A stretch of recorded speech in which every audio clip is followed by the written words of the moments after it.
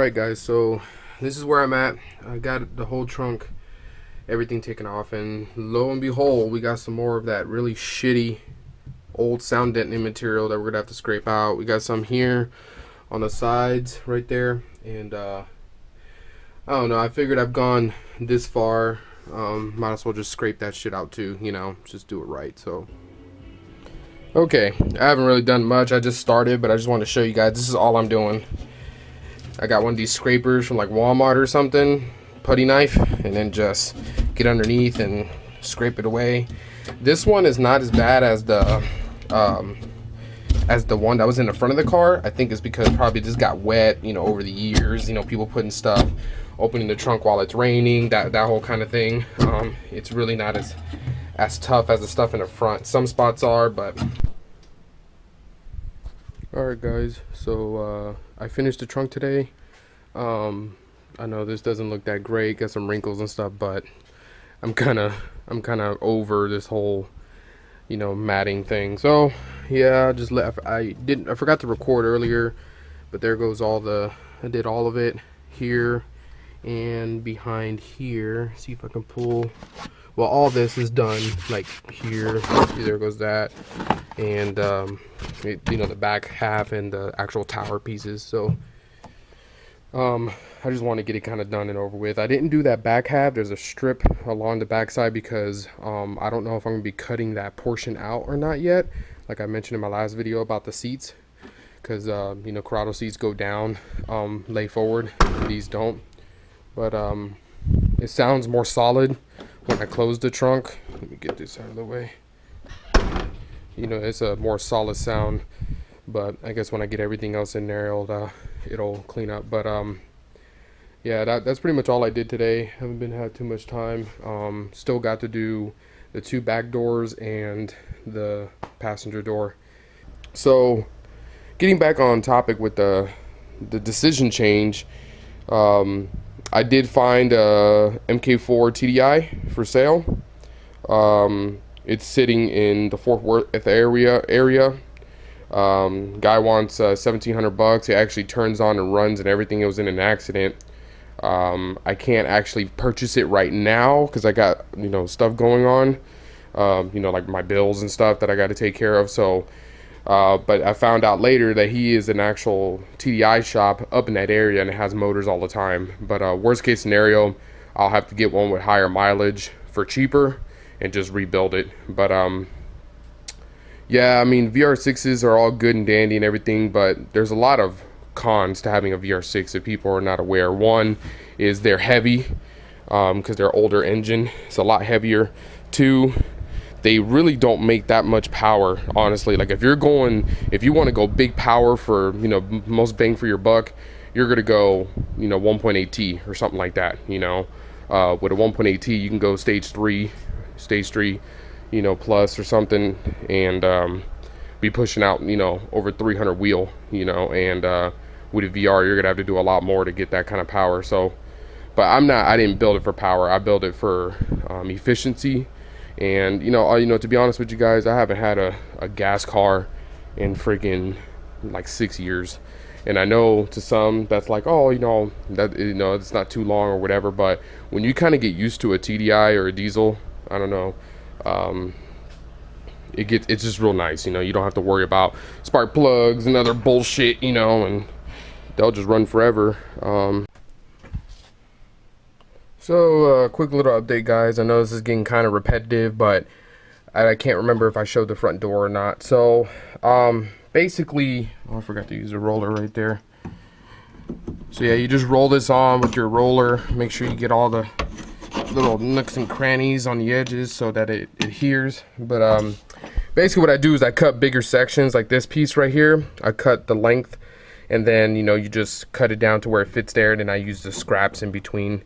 I know this is kind of like the getaway of doing it, but I just want to get it kind of done and over with, and regardless, it's gonna help better than what it already was. I'm about to clean up this bottom area right here and lay a piece in the back along the door. But I know a lot of people, they'll remove everything and they'll lay like one big sheet over it and just cut all the holes out so every little nook and cranny is covered. But realistically, you know, I'm not doing this to make it a sound competition car or anything like that. So I just want a little bit more sound deadening, and after doing pretty much all the floor and all the other stuff and underneath the seats and stuff, like I think even this little bit will help. And I'm kind of running low because I'm probably not efficient with it. Like you can see there, it's about halfway now, and I still got 2 more doors and I'll be done. So I'll probably still have a good amount left over, but there's some areas like right here, like I mentioned earlier, I want to I have to like weld a piece here for the Corrado seats. So I'm gonna, you know, after that's all in, then I'll put the last pieces there. But yeah, so basically I just, you know, lay it on, cut little strips. Like these little strips that you see here and the weird odd shaped things is when I lay it here against the corners, and then I just kind of take my razor blade and just slice it so it's evenly inside, and then I just kind of use the random pieces if they're big enough in throughout the door. So what's up, guys? Doing a quick little update here. Nothing's really changed on the car other than what I've already done with the fat mat and a few other little spots that I did that I've already shown. But the reason I want to talk to you guys today is because it is 100% official. I am going to do a TDI swap, and the reason why I say it's 100% now is because I actually found one a couple of hours from where I'm at. It is a MK4 that was in an accident. It actually still turns on, still runs, still drives even. The front and rear end have a decent amount of damage, but nothing too crazy. But I guess it was totaled out and some guy bought it, and he owns an actual small shop in Dallas area, actual car shop, so specifically for TDI. So me and him got to talking on the phone. He really liked my idea about doing a Mark II TDI. As we got to talking, he kind of told me that he could tell that I actually kind of knew my information, and that I actually kind of knew what I was talking about, because I've done a lot of research, other than some people that are like, yeah, I'm gonna do this or whatever, and they have no idea. So I kind of told him how far I've been into the build and whatnot, so he was pretty excited about it, he said. So he actually wrote me back a few days later, cut me a better deal on the car, because I guess he had some guy that was supposed to buy it, and then the guy flaked out on him. So, and I called him back and told him, hey man, no hard feelings, but you know, you can just sell it to somebody else, because I didn't really have the kind of cash he was looking for. So he called me back and told me that he liked my idea and everything, and that if I were to go pick it up, he would give it to me for a really good price, because it's the entire car, and like I said, it actually still turns on and everything.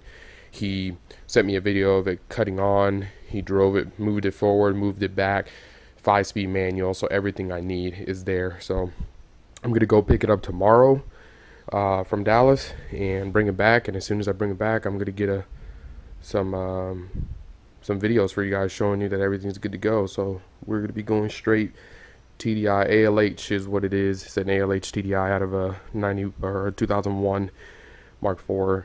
It's gonna be a little bit more work because the electronics and whatnot, but you know, I have the whole dash and everything stripped out anyway. So my biggest headache is gonna be, not only am I mating an MK4 TDI into an MK2, but I'm also mating an MK4 TDI into Corrado parts. So I'm like looking at Corrado builds that have been done, I'm looking at Mark II builds, and I have to try to mix both, you know, because I'm still going to be using the interior and the dash from the Corrado. So, which I did find, his name is G60ing or something like that. It's like G60ing.